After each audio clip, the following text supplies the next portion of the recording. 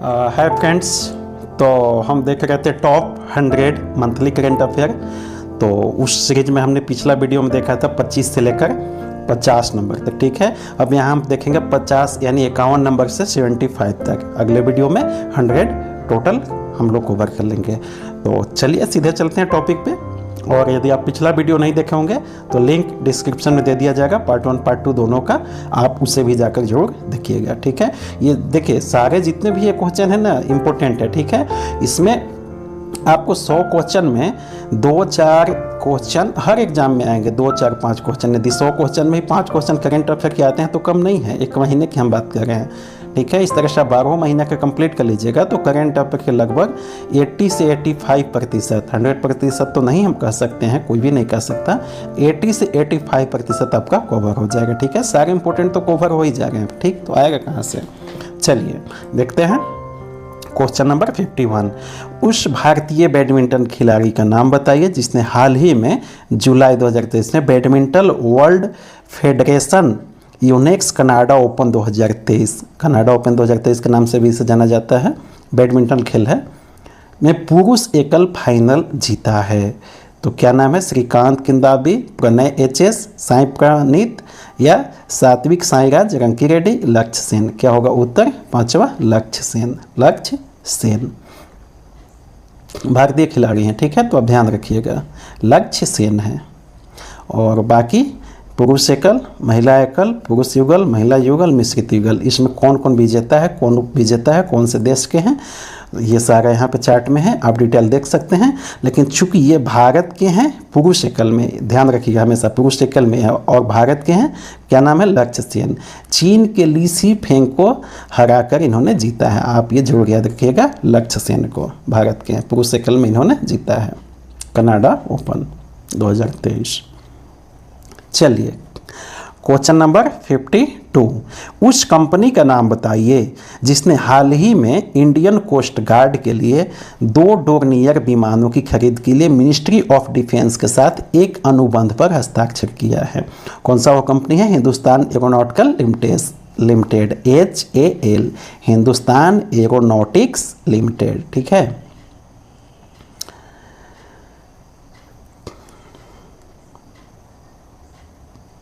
चलिए देखते हैं क्वेश्चन नंबर 53, क्या है? जुलाई 2023 में United Nations International Maritime Organization IMO, ठीक है, IMO का स्थापना कब हुआ था बताइए? 1948 में। इसका मुख्यालय कहाँ है? IMO का यूनाइटेड नेशन का ही है। मैरीटाइम से रिलेटेड जो है शिपिंग सुरक्षा और मैरीटाइम की सुरक्षा, पोल्यूशन, इस सब रिलेटेड काम देखता है, ठीक है। मैरीटाइम की सुरक्षा हो गया, पर्यावरण हो गया, ये सब काम ये देखता है। यूनाइटेड नेशन का क्या है? IMO organisation. जिनेवा में इसका ऑफिस है, जो आप याद रखिएगा, ठीक है, जिनेवा में। तो जो IMO है ने करीब कितना तक, मतलब किस साल तक अंतर्राष्ट्रीय शिपिंग से ग्रीन हाउस गैस, GHG आप जानते हैं, 8 ग्रीन हाउस गैस हैं। अब कौन कौन से नाम बताइएगा, ठीक है।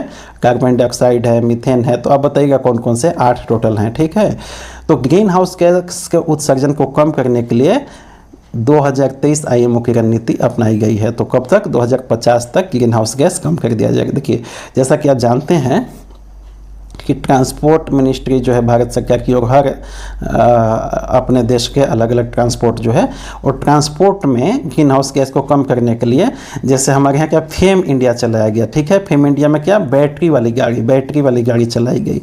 तो जैसे ये विभाग है, ये आपका मंत्रालय है, ट्रांसपोर्ट मंत्रालय, सड़क परिवहन राजमार्ग मंत्रालय, तो वो अपने गाड़ी से ग्रीन हाउस गैस को कम करने के लिए बैटरी और इस सबसे रिलेटेड चीज़ों को स्कीम अपना रही है। उसी तरह से IMO का काम होता है शिपिंग और समुद्र की सुरक्षा, पर्यावरण देखना।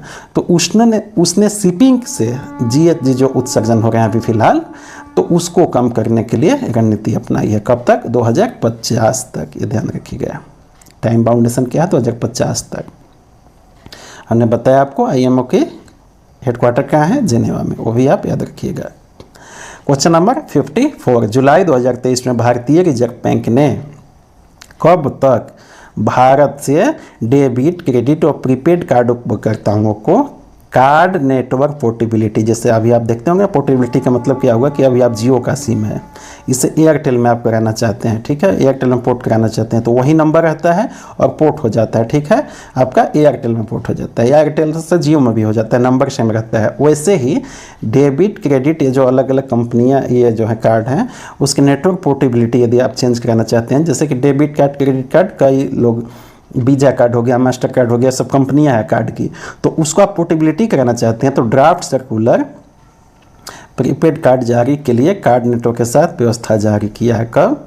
भारतीय रिजर्व बैंक ने अक्टूबर 2023 से, ठीक है, अक्टूबर 2023 से आप इसको भी पोर्टेबिलिटी करा सकते हैं, अपने एटीएम कार्ड वगैरह के कंपनी को भी चेंज कर सकते हैं। चलिए क्वेश्चन नंबर 55, जुलाई 2023 में संयुक्त राष्ट्र विकास कार्यक्रम, यूनाइटेड नेशन डेवलपमेंट प्रोग्राम और ऑक्सफोर्ड गरीबी और मानव संसाधन पहल द्वारा जारी वैश्विक बहुआयामी गरीबी सूचकांक मल्टी पॉवर्टी इंडेक्स की बात हो रही है के अनुसार भारत में 15 वर्षों में, कब से 2005 से लेकर 2021 तक का डाटा है कि भीतर कुल कितने लोग गरीबी से बाहर निकले हैं। देखिए ये यूनाइटेड नेशन का डेटा है, जैसे आप सिविल सर्विस वगैरह जेपीएससी, बीपीएससी, यूपीएससी की तैयारी कर रहे होंगे तो ये डेटा आपके लिए इंपॉर्टेंट है, ठीक है, उसमें सामाजिक सुरक्षा सबसे रिलेटेड जो भी टॉपिक है उसमें आप इसको लिख सकते हैं। तो 415 मिलियन, 1 मिलियन में 10 लाख होते हैं, ठीक है, तो 415 मिलियन लोग गरीबी से बाहर निकले हैं।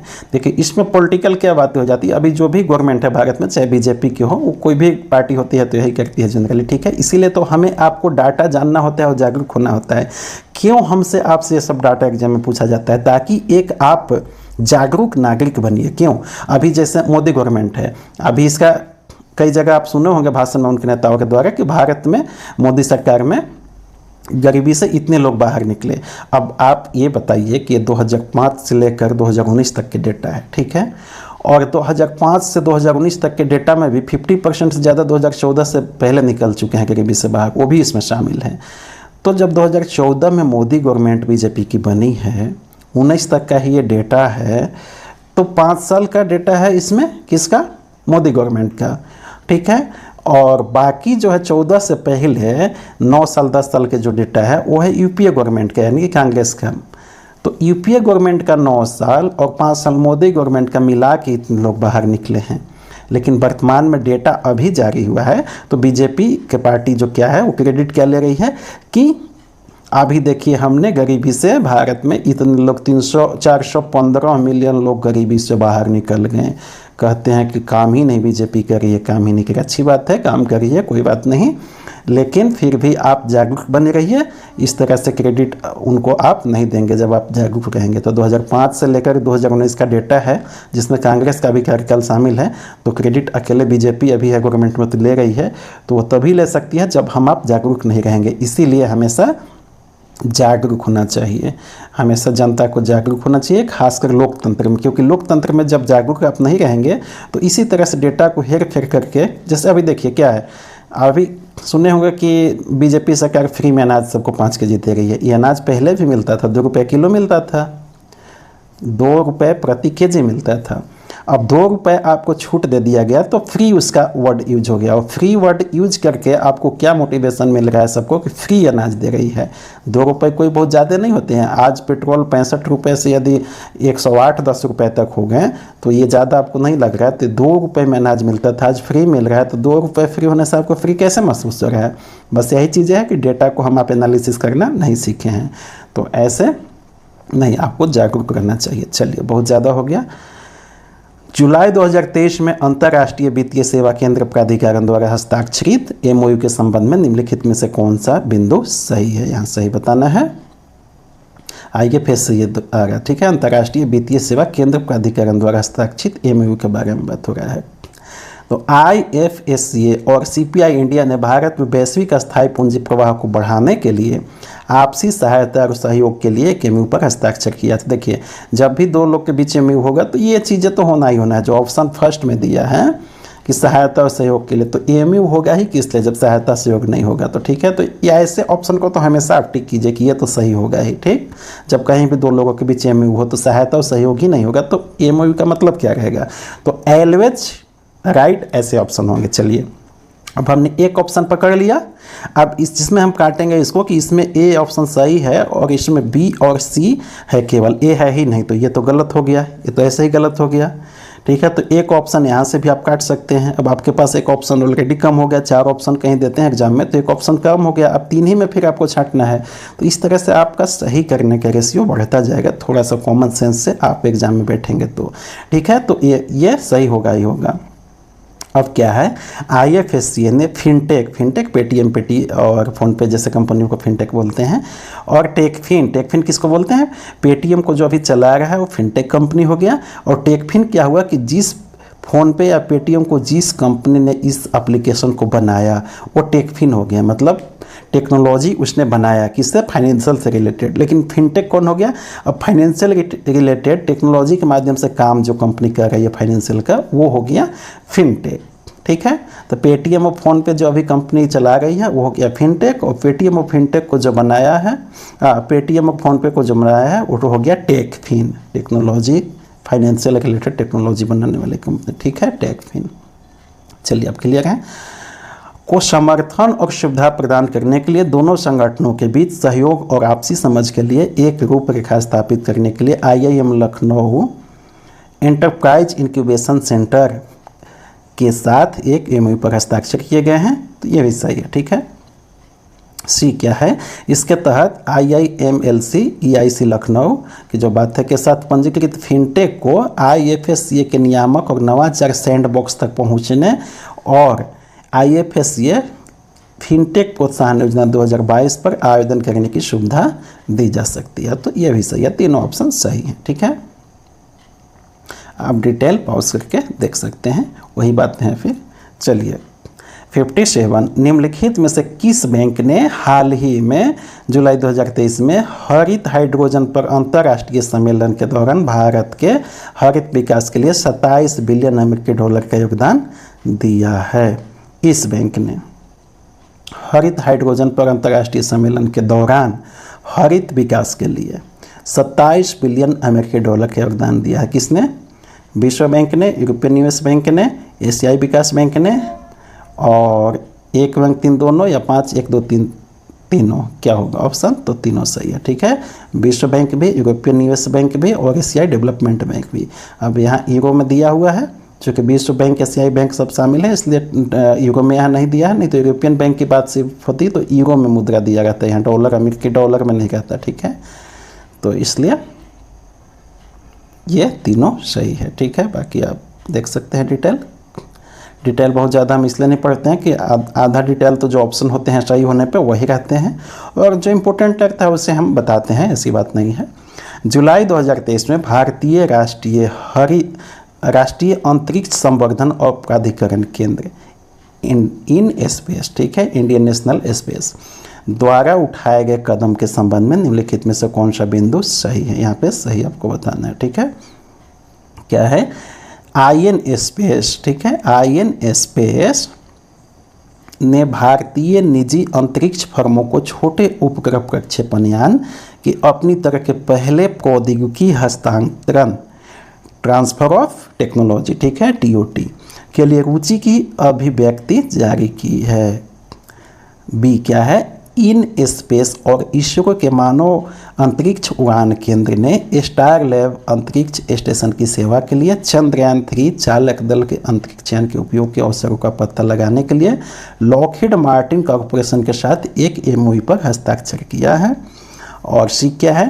Towards a new space era, economy responsibility and alliance, ERA का फुल फॉर्म है, विषय के तहत बेंगलुरु कर्नाटक में स्पेस इकोनॉमी लीडर्स मीटिंग के 4थे संस्करण के दौरान MOU पर हस्ताक्षर किए गए थे। तो इसमें से कौन सा सही है? A एवं C सही है, A एवं C सही है, ऑप्शन 4 A C सही है, B गलत है। ठीक है, B क्यों गलत है? देख लीजिए, यहाँ पे गगनयान चालक दल के साथ ये किया गया है, वहाँ पे क्या था? चंद्रयान के साथ, इसलिए गलत है। ठीक, चलिए अब यहाँ पे देखते हैं 59, जुलाई 2023 में नई दिल्ली में आयोजित वस्तु सेवा कर परिषद की 50वीं बैठक के संबंध में निम्नलिखित में से कौन सा बिंदु सही है अथवा है? ठीक है, तो क्या है? स्नैक्स प्लेट्स पर जीएसटी अर्ध तैयार घटक जो स्नैकिंग उत्पादों के निर्माण के लिए उपयोग किया जाता है 28% से घटाकर 12% कर दिया। स्नैक्स आप जानते हैं, चिप्स वगैरह जो होता है उसे स्नैक्स बोलते हैं। तो कौन सा सही है ये बताना है। ठीक है, बी क्या है? भारतीय अंतरिक्ष अनुसंधान संगठन इसरो, एंट्रिक्स कॉर्पोरेशन लिमिटेड और न्यू स्पेस इंडिया लिमिटेड द्वारा आपूर्ति की जाने वाली उपग्रह प्रक्षेपण सेवाओं पर जीएसटी छूट है। ठीक है, जैसा कि जानते हैं न्यू स्पेस इंडिया लिमिटेड जो है इसरो का ही एक व्यावसायिक अंग है। ठीक है, व्यवसाय रिलेटेड इसरो का ये है जो ये देख रेख करता है। ठीक है, पीएससी हो गया, पब्लिक सेक्टर यूनिट। तो कैसीनो, हॉर्स रेसिंग और ऑनलाइन गेमिंग पर 28% एक समान दर के लागू किए गए हैं। किसमें? अभी जुलाई में जो जीएसटी परिषद की 50वीं बैठक हुई है। तो कौन सा सही है इसमें? बी एवं सी सही है। ठीक है, बी एवं सी सही है, ए गलत है। ठीक है,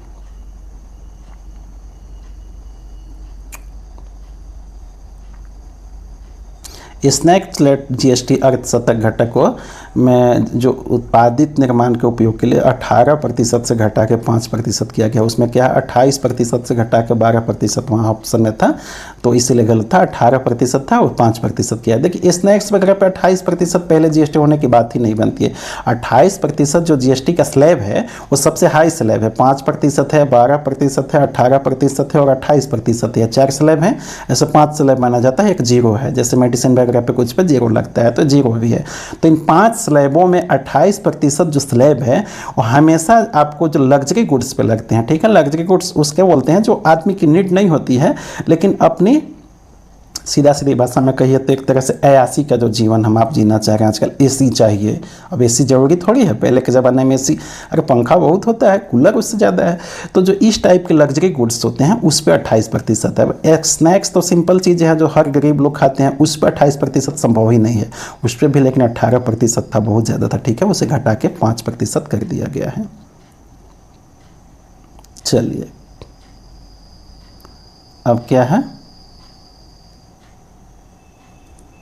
नेक्स्ट, जुलाई 2023 में संचार मंत्री अश्विनी वैष्णव ने नई दिल्ली इंडिया मोबाइल कांग्रेस के संस्करण में कर्टन रेजर का उद्घाटन किया। तो 7वें संस्करण में। ठीक है, 7वें संस्करण में कर्टन रेजर का उद्घाटन किया।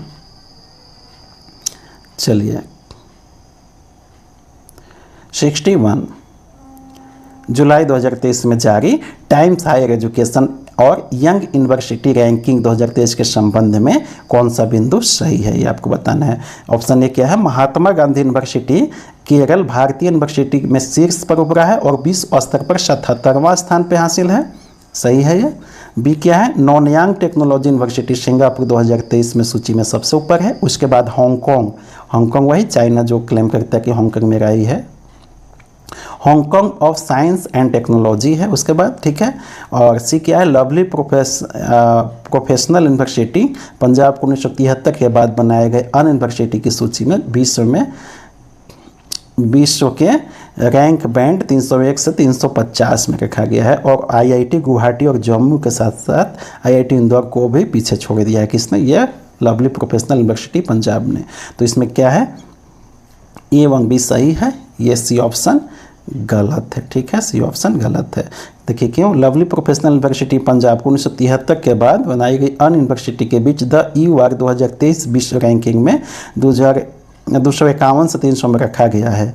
एलपी उन तीनों आईआईटी अर्थात गुवाहाटी भुवनेश्वर को पीछे छोड़ा है। ठीक है, गुवाहाटी और भुवनेश्वर को पीछे छोड़ा है। ठीक है, ऑप्शन में क्या था? इंदौर भी था। ठीक है, चलिए अब चलते हैं नेक्स्ट क्वेश्चन। नेक्स्ट क्वेश्चन क्या है? 62 जुलाई 2023 में HIV एड्स पर संयुक्त राष्ट्र कार्यक्रम UNAIDS द्वारा 2023 UNAIDS global AIDS update the path that ends AIDS के अनुसार दुनिया में किस साल तक एड्स समाप्त कर सकती है? तो कब तक? 2030 तक। ये टाइम बाउंडेशन आप याद रखिएगा कि 2030 तक एड्स समाप्त करने की बात UNAIDS ने कही है। चलिए एड्स जानते हैं HIV वायरस से होता है कि HIV इम्यूनोडिफिशियेंटी एक तरह से ये सिंड्रोम है, ठीक है। सिंड्रोम मतलब जानते हैं क्या होता है? सिंड्रोम मतलब होता है कि किसी रोग के बारे में प्रॉपर बात नहीं होती। जब भी कहीं सिंड्रोम लगा मिलेगा तो सिंड्रोम का मतलब कि उस वायरस के कारण आपको एक से एक लक्षण दिखेंगे। जैसे एड्स किसी को होता है तो एड्स में भी सिंड्रोम, एड्स से सिंड्रोम है, तो एड्स में कोई प्रॉपर लक्षण नहीं दिखते हैं, किसी को कुछ होगा किसी को कुछ होगा, मतलब उसका सिंड्रोम दिखते हैं, ठीक है। वैसे ही कई तरह की चीज़ें होती हैं। तो भारतीय प्रतिभूति और विनिमय बोर्ड द्वारा उठाए गए कदमों के संबंध में निम्नलिखित में से कौन सा बिंदु सही है? सेबी ने अनिवार्य कर दिया है कि भारतीय संस्थाओं को इन्वायरमेंट, सोशल और गवर्नेंस रेटिंग सेवाएं प्रदान करने वाली सभी संस्थाओं को 3 जुलाई 2023 से 6 महीने के भीतर इसे प्रमाणन प्राप्त करना होगा। ये सेबी ने अनिवार्य कर दिया है, ठीक है। और बी क्या है कि सेबी ने सूचीबद्ध कंपनियों के लिए सख्त समय सीमा के साथ प्रकटीकरण मानदंडों को भी कड़ा कर दिया है और 15 जुलाई 2023 से घटनाओं की भौतिकता निर्धारित करने के लिए मानदंड पेश किए हैं। सी क्या है? महत्वपूर्ण घटनाओं या सूचनाओं जैसे अधिग्रहण, व्यवस्था की योजना, शेयर समेकन, प्रतिभूतियों की बायबैक के लिए प्रकटीकरण का समय 24 घंटे से घटाकर 12 घंटे कर दिया है। तो क्या होगा? ऑप्शन तीनों सही है, ठीक है। क्वेश्चन नंबर 64, जुलाई 2023 में किस बैंक ने सेंट्रल बैंक, डिजिटल करेंसी और यूनिफाइड पेमेंट बैंक के बीच इंटर ऑपरेबिलिटी की पेशकश करने वाला भारत का पहला बैंक बन गया? तो ऐसा बैंक कौन सा बन गया? HDFC बैंक, ठीक है। सेंट्रल बैंक, डिजिटल करेंसी और यूनिफाइड पेमेंट इंटरफेस, UPI जो है, जैसे पेटीएम, फोनपे से जो पैसा ट्रांसफ़र होता है UPI के माध्यम से ही होता है, ठीक है। तो HDFC बैंक ऐसा इंटर ऑपरेबिलिटी पेशकश करने वाला पहला बैंक बन गया, ठीक है। चलिए क्वेश्चन नंबर 65, जुलाई 2023 में मंत्रिमंडल की मंजूरी के संबंध में निम्नलिखित में से कौन सा सही है? मंत्रिमंडल की मंजूरी, ठीक है। जो मंत्रिमंडल मंजूरी देता है तो उसमें कई सारे बिल्स वगैरह को भी मंजूरी देता है, कई नियम संशोधन के मामले में, तो उसी के बारे में है। देखिए ऑप्शन ए क्या है? केंद्रीय मंत्रिमंडल ने 6 महत्वपूर्ण खनिजों, उसमें कौन कौन से हैं? लिथियम, टाइटेनियम, बेरिलियम, जिर्कोनियम, नाइओबियम और टेंटलम के वाणिज्यिक खनन के लिए खान और खनिज विकास और विनिमय अधिनियम 1957 जो है इसमें उसमें संशोधन को मंजूरी दी है। क्या ये सही है? तो सही है, ठीक है। यह प्रस्ताव भारत की परमाणु खनिज सूची के 6 खनिजों को हटा देगा। ये परमाणु खनिज सूची में शामिल थे कौन? लिथियम, टाइटेनियम, बेरिलियम, जिर्कोनियम, नाइओबियम और टैंटलस, ठीक है। तो ये पहले क्या थे? परमाणु खनिज की सूची में शामिल थे, तो उसमें से इसको हटा देगा और केंद्र के निजी खिलाड़ियों का द्वारा खनन के लिए उनके भंडारण की नीलामी का अधिकार देगा। देखिए परमाणु खनिज जो होते हैं, परमाणु से रिलेटेड, उसका अधिकार सिर्फ अभी गवर्नमेंट को ही था। अब उस सूची से इन सब को हटा दिया जाएगा, तो इसे प्राइवेट खिलाड़ी भी खनन कर सकते हैं, ठीक है। केंद्रीय मंत्रिमंडल ने अब तटीय क्षेत्र खनिज विकास और विनिमय अधिनियम 2002 में संशोधन को भी मंजूरी दे दी, जो अब तटीय क्षेत्रों में खनिज संसाधनों के वाणिज्यिक खनन की अनुमति देता है। तो इसमें तीनों ऑप्शन सही थे, ठीक है।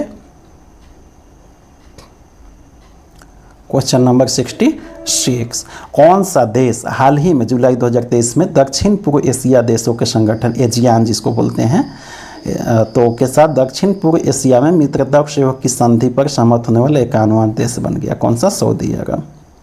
सऊदी अरब 51वां देश बना है एजियान के साथ। चलिए क्या है अब क्वेश्चन देखते हैं। 67, जुलाई 2023 में लॉन्च किए गए भारत के तीसरे चंद्र अन्वेषण मिशन चंद्रयान 3 चंद्रमा के बारे में जो सर्च करेगा के संबंध में निम्नलिखित में से कौन सा बिंदु गलत है? ध्यान दीजिए, यहाँ पे गलत ऑप्शन आपको टिक करना है, ठीक है। ऑप्शन ए क्या है?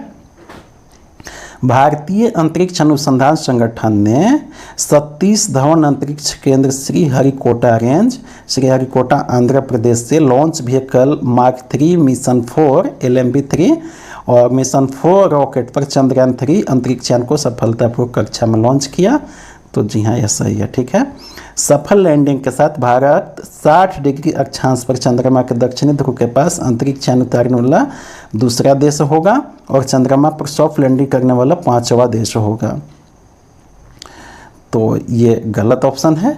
और बाकी तीसरा देख लीजिए, चंद्रयान 3 का उद्देश्य चंद्रमा की सतह पर सुरक्षित और नरम लैंडिंग का प्रदर्शन करना, चंद्रमा पर रोवर के घूमने का प्रदर्शन करना और इन सीटू वैज्ञानिकों प्रयोगों का संचालन करना है। तो ठीक है, रोवर जो उसमें लगा हुआ है, जो रोबोट है एक तरह से, वही चंद्रमा पर घूमेगा, धीरे धीरे उतरेगा रोबोट, उसमें रोवर लगा हुआ है। ठीक है, बाकी भेजने वाला यहाँ से यान से भेजा गया।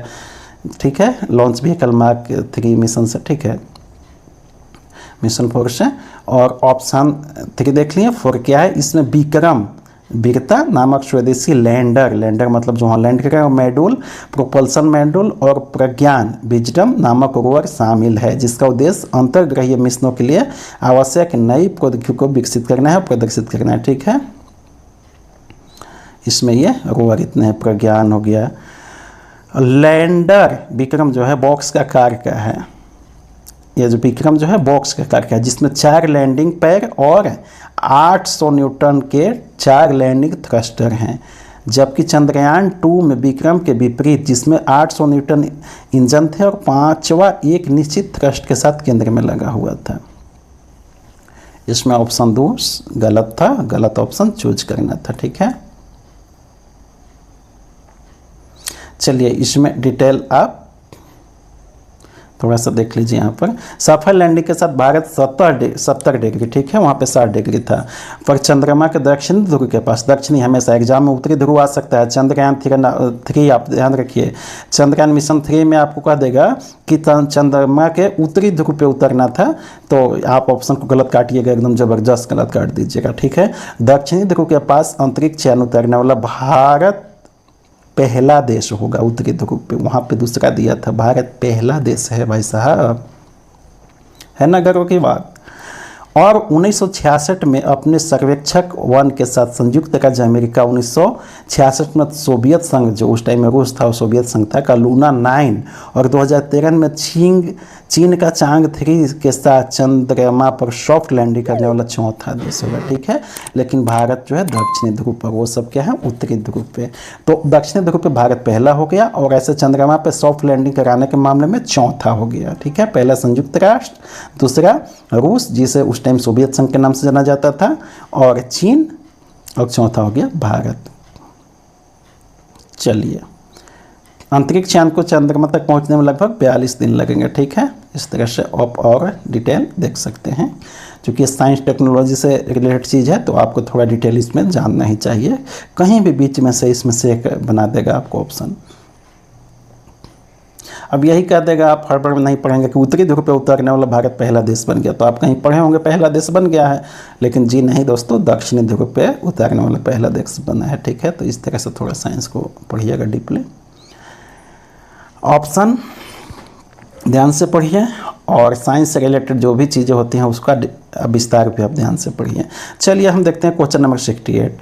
जून 2023 तक स्रोत पर कर संग्रह TCS, देखिए ये है TCS, एक होता है TDS, सुने होंगे, एक होता है TDS, ये है TCS। अब दोनों में थोड़ा डिफरेंट जान लीजिए। TDS का फुल फॉर्म होता है टैक्स डिडक्शन, डिडक्शन मीन्स कटौती, एट सोर्स, सोर्स मीन्स जहाँ से उसका स्रोत है इनकम का। ठीक है, तो जो टैक्स डिडक्शन एट सोर्स होता है, ये जहाँ आपकी इनकम होती है, खास करके कोई कंपनी या इंडिविजुअल भी या कोई सरकार के जो कर्मचारी होते हैं उनका TDS कटता है, टैक्स डिडक्शन एट सोर्स। आपका जहाँ से सोर्स है वहीं से टैक्स डिडक्ट कर लिया जाएगा, काट लिया जाएगा, जो आपका टैक्स बनता है उसे TDS बोलते हैं। अब TCS क्या है, टैक्स कलेक्शन एट सोर्स, इसका फुल फॉर्म है। तो ये कलेक्शन एट सोर्स, तो ये किस मामले में होता है, जैसे ये व्यापारिक लोग ग्राहकों से खरीदते हैं, लेते हैं टैक्स कलेक्शन एट सोर्स, और उस टैक्स को गवर्नमेंट के पास जमा करते हैं व्यापारी लोग फिर। तो ये व्यापार के मामले में TCS होता है, और जहां आपकी इनकम सैलरी से रिलेटेड वहां TDS होता है। चलिए क्लियर हो लिया, छोटी छोटी बात थोड़ा बहुत आपको जानना चाहिए। तो इस TCS के संबंध में निम्नलिखित में से कौन सा बिंदु गलत है, ये आपको चूज करना है। ऑप्शन ए क्या है, वित्त मंत्रालय ने घोषणा की है कि उदारीकृत प्रेषण योजना LRS योजना है, ठीक है, उदारीकृत प्रेषण योजना के तहत सभी उद्देश्यों के लिए और विदेशी यात्रा पैकेजों के लिए भुगतान के तरीके की परवाह किए बिना कि कौन से तरीके से भुगतान किया जाएगा, प्रति वर्ष प्रति व्यक्ति 7 लाख रुपए तक की राशि के लिए TCS की दर में कोई बदलाव नहीं होगा। गलत चूज करना है, ठीक है। तो ये चूंकि सही है। और ऑप्शन बी क्या है, 7 लाख रुपए की सीमा से परे शिक्षा ऋण द्वारा वित्त पोषित शिक्षा के लिए प्रेषण के लिए TCS 0.5%, शिक्षा या चिकित्सा अवसर के लिए प्रेषण के लिए 5% और अन्य के लिए 20% होगा। तो ऋण से जो ऋण रिलेटेड शिक्षा होगा, ऋण से लेकर जो शिक्षा किया जाएगा उस पर 0.5, और शिक्षा या चिकित्सा के लिए ऐसे अपने से आप करेंगे तो 5% और अन्य के लिए 20% होगा। तो ये भी सही है। तीसरा यही गलत है। दरों में जो 1 जुलाई 2023 से बदलाव हुआ है वो अब उपयुक्त संशोधन के साथ 1 दिसंबर 2023 से लागू होंगे। तो ये आपको गलत है, ठीक है। क्यों गलत है कि 2023 दिसंबर से न लागू होकर 1 अक्टूबर 2023 से ही ये बदलाव जो हुए हैं वो लागू हो जाएंगे, ठीक है। और चार्ट में आप देख सकते हैं कि 1 अक्टूबर से नई दरें क्या होंगी किस पे और उससे पहले क्या थी, ठीक है। चलिए, आप बैंक वगैरह की तैयारी करते होंगे तो इतना डिप जाइएगा ना, बस वही ज़्यादा ध्यान रखने की जरूरत नहीं है इसमें आपको।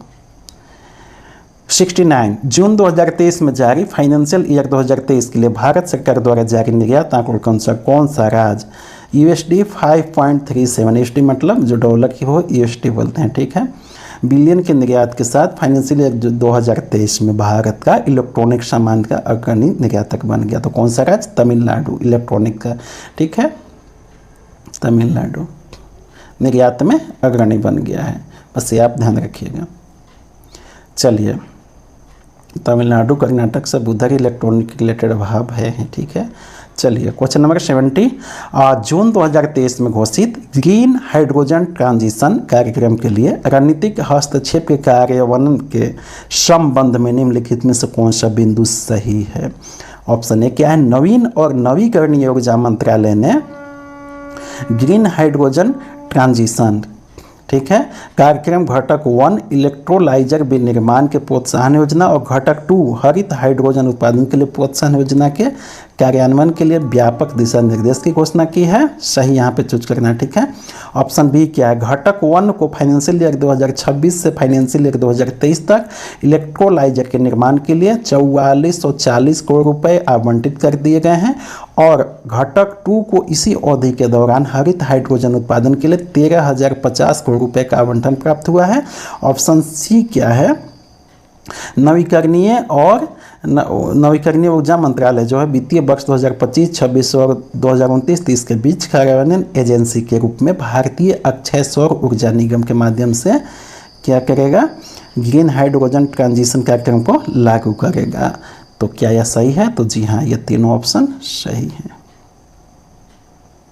वही बातें हैं विस्तार में फिर जो आपके ऑप्शन में थे, ठीक है। तो देखते हैं क्वेश्चन नंबर 71 क्या है, जून 2023 में हुंडको रिसर्च इंस्टीट्यूट द्वारा जारी ASK private wealth Hurun India future unicorn index 2023 के संबंध में कौन सा बिंदु सही है? ऑप्शन ए क्या है, 2023 में भारत ने $1 बिलियन अमेरिकी डॉलर से अधिक के मूल्यांकन वाले केवल 3 यूनिकॉर्न स्टार्टअप। यूनिकॉर्न स्टार्टअप देखिए उसको बोलते हैं जो जल्दी में ही कोई कंपनी नया नया खुला है और वो बहुत जल्दी विकास करता है, उसे यूनिकॉर्न बोलते हैं, ठीक है। स्टार्टअप जोड़े 2024 से 24 सूची से यूनिकॉर्न बन गए हैं जो एक अलग मंदी की ओर इशारा करता है। 2023 में भारत में यूनिकॉर्न की कुल संख्या 83 है जो 51 गजल्स और 96 चीते थे, जबकि 2022 इंडेक्स में 84 यूनिकॉर्न, 51 गजल्स और 71 चीते थे। तो और ऑप्शन सी क्या है, मुंबई महाराष्ट्र 13 संभावित यूनिकॉर्न का घर होने के कारण भारत की स्टार्टअप राजधानी बना हुआ है। तो इसमें कौन सा सही है चूज करना था? तो ए और बी सही है, सी गलत है, ठीक है, सी गलत है। कर्नाटक ऐसा बना हुआ है इसलिए गलत है। कर्नाटक जो है 53 यूनिकॉर्न के घर होने के कारण भारत की स्टार्टअप राजधानी भी बना हुआ है, ठीक है। अभी खासकर इलेक्ट्रॉनिक के मामले में जो यूनिकॉर्न कंपनियां हैं वही विकास कर रही हैं और कर्नाटक वगैरह में ही आप जानते हैं कि इलेक्ट्रॉनिक से रिलेटेड चीज़ें सभी होती हैं उधर ही। सिलिकॉन वैली किसको कहा जाता है बताइए? बंगलोर को, कर्नाटक के बंगलोर को ही सिलिकॉन वैली कहा जाता है। और क्वेश्चन 72 की तरफ चलते हैं। उस लाइफ इंश्योरेंस कंपनी का नाम बताइए जिसने हाल ही में व्हाट्सएप और यूनिफाइड पेमेंट UPI के माध्यम से उद्योग का पहला डिजिटल भुगतान पेश किया उद्योग का, ठीक है। तो कौन सा है? Tata AIA life insurance Tata की है, ठीक है, आप ध्यान रखिएगा, UPI के माध्यम से भुगतान। चलिए क्वेश्चन नंबर 73, उस व्यक्ति का नाम बताइए जिसने हाल ही में 5वें वार्षिक यूके इंडिया अवार्ड्स में India global forum United kingdom special award global Indian icon of the year award से सम्मानित किया गया। तो किसको? मैरी कॉम को आप याद रखिएगा। कौन सा? यूके का है स्पेशल अवार्ड, ठीक है, मैरी कॉम। ओलंपिक पदक विजेता भी रही है मैरी कॉम, ठीक है, और पूर्व राज्यसभा सदस्य भी रही हैं। चलिए क्वेश्चन नंबर 74। जून 2023 में रक्षा मंत्रालय ने भारतीय नौसेना जहाज, किस जहाज का नाम बताना है, के medium refit with life certificate के लिए मझगांव डाक शिपबिल्डर्स लिमिटेड के साथ एक अनुबंध पे हस्ताक्षर किया। तो आईएनएस शंकुश के लिए, ठीक है, आईएनएस शंकुश जहाज के लिए। चलिए क्वेश्चन नंबर 75 जो इस सीरीज का लास्ट होगा, और आगे हम देखेंगे 75 से 100 तक। इस तरह से आपको मंथली करंट अफेयर के टॉप 100 करंट अफेयर के क्वेश्चन जो है कंप्लीट हो जाएंगे। हम 75 में पहुँच गए हैं। तो चलिए लास्ट इस वीडियो का, बाकी नेक्स्ट वीडियो में 76 से 100 तक, ठीक है। क्या है 75?